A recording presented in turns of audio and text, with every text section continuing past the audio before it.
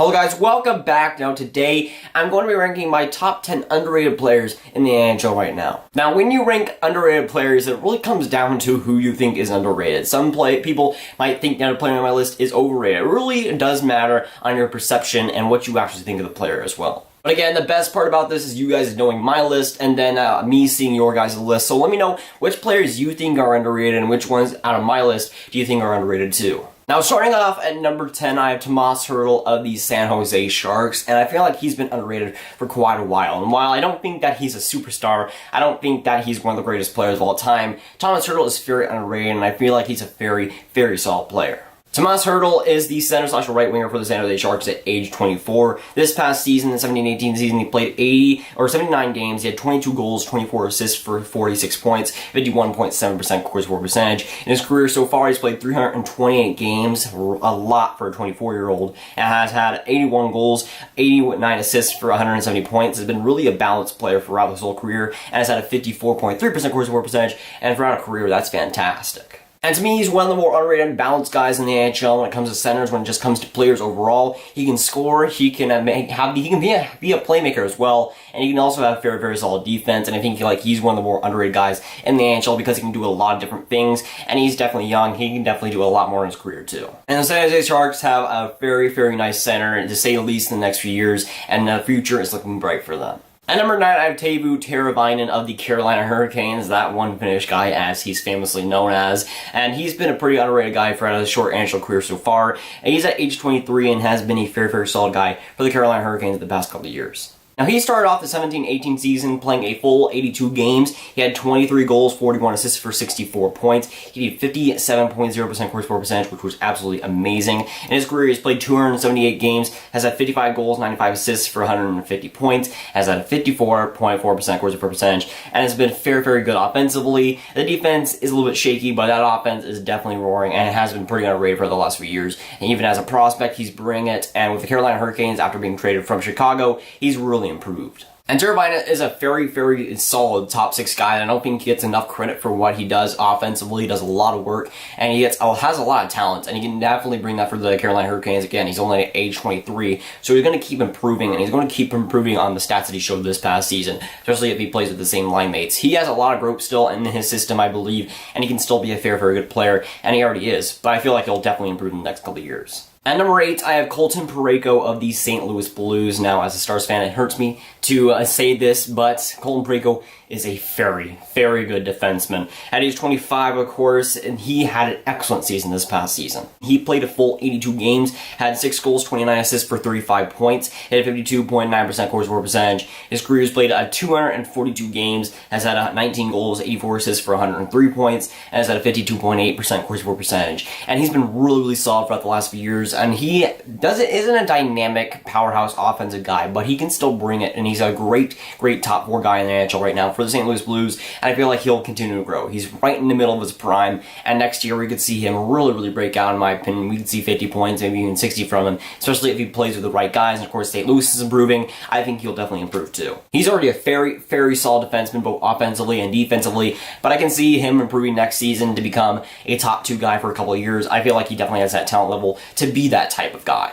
At number 7, I have Mika Zibanejad of the New York Rangers at age 25. He is practically their future at the center position. Of course, starting out his career with the Ottawa Senators and getting traded for Matt Brossard. In the 17-18 season with the New York Rangers, he played 72 games, had 27 goals, 20 assists for 47 points, had a 51.7% corner score percentage. And you gotta remember, of course, the New York Rangers were one of the worst teams in the NHL last season. Mika Zibanejad having to carry that team for whatever it was worth, being a first-line center for that team. While, of course, he didn't have the greatest season, I don't think that he's the greatest player ever. With the New York Rangers, he definitely gets a little bit less credit than I think he deserves for really being the best player on that, and one of the best players on that team. Offensively, he was really, really fantastic, but honestly, he didn't play with the best teammates. He didn't play with the best team, and I feel like he deserves credit for still producing a great amount of goals, great amount of points, and still playing very, very good defense on a pretty mad team.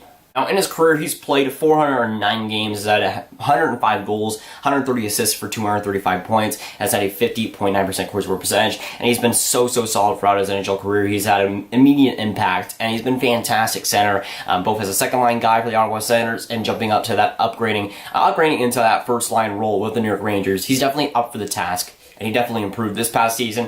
And I could see an even better Mika Zibanejad next season, and I could see 30 goals from him too. I'd say 30 goals if he plays with the right line mates. That's really all that matters. At number 6, I have another center, Vincent Trotec of the Florida Panthers, and he's another really young guy at age 25, but has already been really, really good in the past couple of years. In the 17-18 season, he had one of the more underrated years out of any player last season. He played a whole 82 games, had 31 goals, 44 assists for 75 points, and I don't even think he was that high, but he really is, and he really had a stellar year.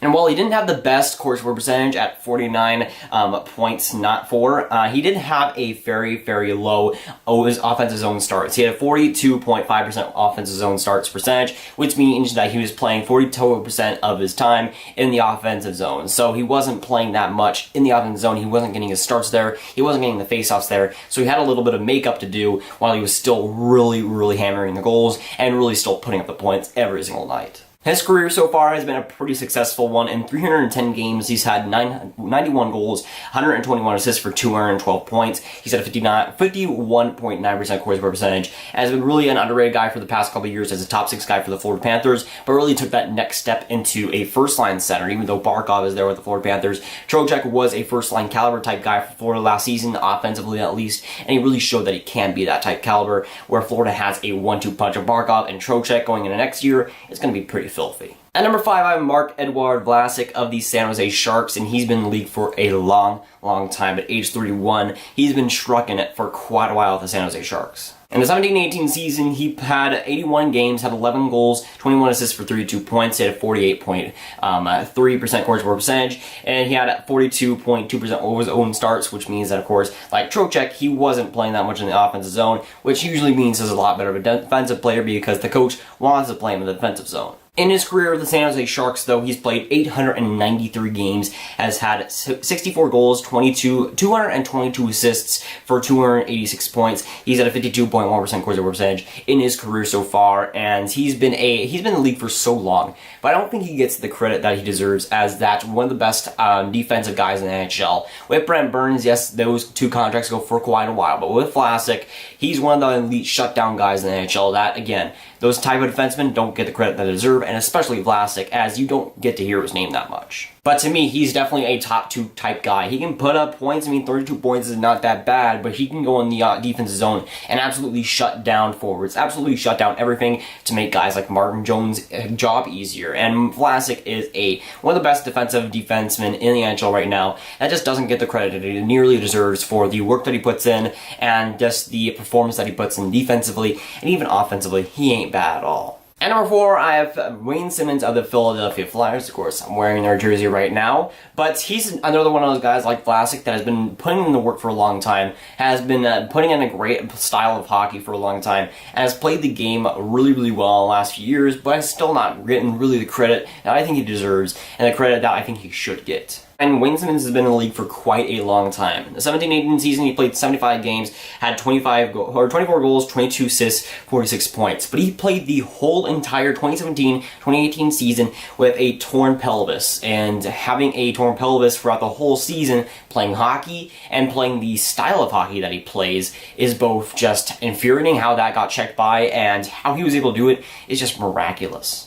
And honestly, I can't even think of playing hockey with like a bruised knee or something, but he tore a pelvis and was still playing with the Philadelphia Flyers and was still playing playoff games and was still playing that rugged style that he brings every single night, which he just needs a medal. He just needs a medal for. He needs a ceremony for that. In his career so far, he's played 762 games, he's had 226 goals, 218 assists for 444 points, right in the docket. That OCD in me really likes that 444 right there. But he's at a 50% corner percentage throughout his whole career too. Another good, just 50 on the dot right there. But with Wayne Simmons, he is just put in the work for so long. Again, starting his career with the LA Kings, but then getting shipped to Philadelphia. 2 rugged styles, but having Wayne Simmons on your team is a big factor for the Philadelphia Flyers. He brings tons of things to your team as well. Of course, as we saw this past season, he put up 24 points, or 24 goals, 22 assists, or 46 points last season. He can bring the offense for sure, and he's been doing that for quite a long time. The defense, I think, is pretty underrated aspect of him. I feel like he has that down pretty much.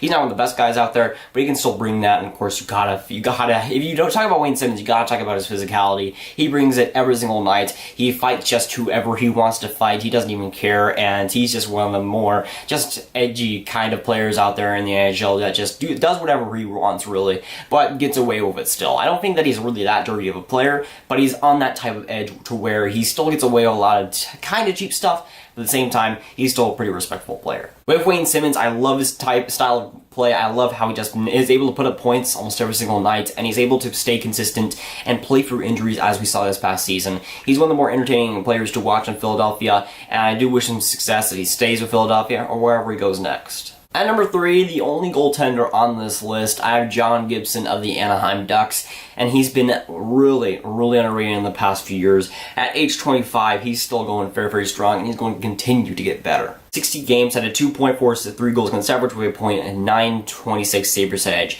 In the past 3 years, he's put up the third most amount of save. Had the third best save percentage in the entire league, and has put up dominant numbers in the last years, even ever since Freddie Anderson was traded right to Toronto. In his short career so far, he's played 178 games at a 2.24 goals against average with a .923 save percentage. And he's been a pretty dominant goaltender for the last few years, but what really propelled him this past season and what really convinced me that he was a fantastic goaltender was this past play, the past performance in the 17-18 season.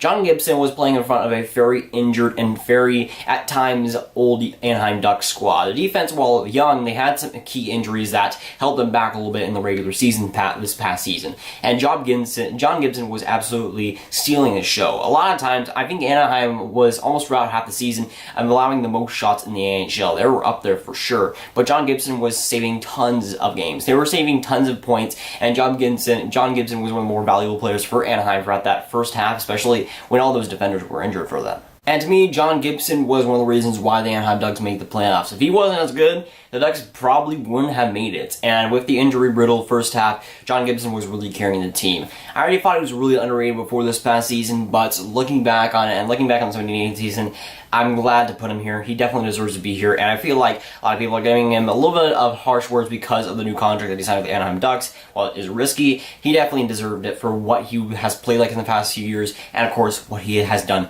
this past season. At number 2, I have Mark Giordano of the Calgary Flames, and to me, he's one of the more underrated guys in the NHL just because I never hear about him. I never hear his name. He's always just very under the radar, but putting up very good numbers. Of course, the defenseman for the Calgary Flames is at age 34. He's been in the league for quite a long time, but is still putting up fantastic numbers. 17-18 season, he played a full 82 games, had 13 goals, 5 assists for 38 points. He had a 57.1% correct percentage as a defenseman, which is obviously fantastic numbers. In his career so far, he's played 755 games, he's had 112 goals, he's had 266 assists for 378 points, has had a 52.9% correct percentage in his entire career, and obviously looking at the numbers, he's been a fantastic offensive guy for the last few years and has been a very consistent guy for the last few years. And I'm pretty sure his career highs is at 56 points. So he's never had a really dominant season, but he's been really consistent, and he's been a really consistent, solid guy for the last few years. Of course, being the captain of the Calgary Flames, he's had a lot of responsibilities, but is an amazing off-ice person, and honestly, one of the best defensemen. I think one of the more underrated defensemen in the NHL,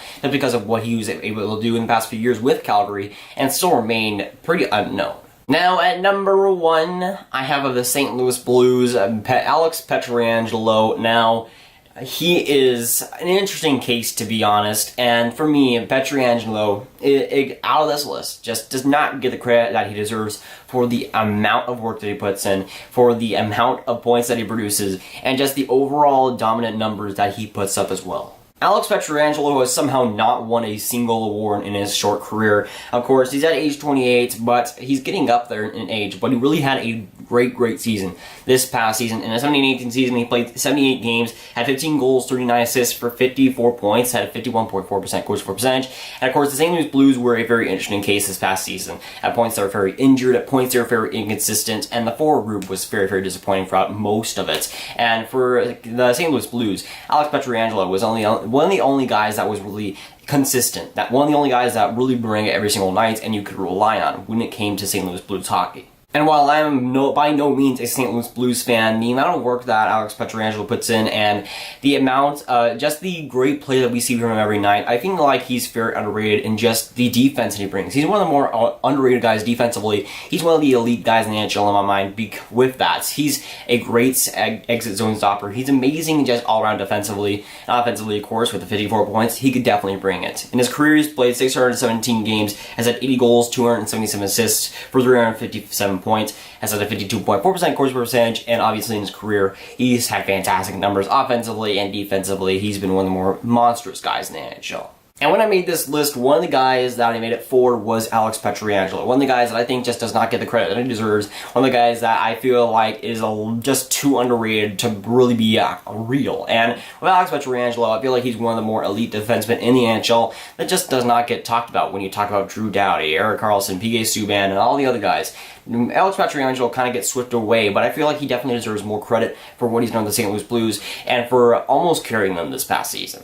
He definitely deserves to be one of the elite defensemen in the NHL. He just doesn't get talked enough about for it, and I feel like he definitely deserves a lot more credit than he gets most of the time. But of course, as always, tell me down below, what do you think of my top 10? What do you think of the players I listed here? And what players do you think are underrated? Which players do you think deserve a lot more attention than they actually get? But that is going to be it for today, guys. If you guys did enjoy it, make sure you like and subscribe. Tell me down below, again, what do you think of my list? What do you think of the top 10? And what are your underrated players? And I'll see you guys next time. Goodbye.